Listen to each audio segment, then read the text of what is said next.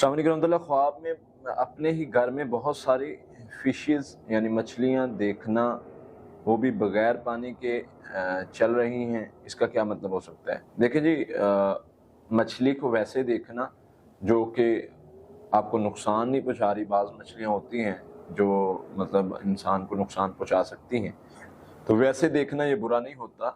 ये अच्छा ख्वाब ही अल्लाह ताला आपके घर में खैर वाले बरकत वाले मामलात फरमाएंगे, तो उसमें परेशान होने की ज़रूरत नहीं है। अस्सलाम वालेकुम रहमतुल्लाह। कारी साहब, ख़वातीन के मखसूस अय्याम के बारे में जादू है, जिन है, या बंदिश की वजह से है, कोई और मसला है? देखिए, आपने सवाल मुकम्मल नहीं लिखा कि आप पूछना क्या चाह रही हैं कि ख़वातीन के मसाइल जो होते हैं ये मतलब अगर ज़्यादा प्रॉब्लम बन रही है ब्लीडिंग वगैरह की, तो वो एक तरह से शैतानी असर भी हो सकता है, मेडिकली मसला भी हो सकता है। क्योंकि एक हदीस मिलती है, नबी सल्लल्लाहु अलैहि वसल्लम ने फरमाया कि ये शैतान की यानी नोक लगाने की वजह से इस तरह का मामला बनता है।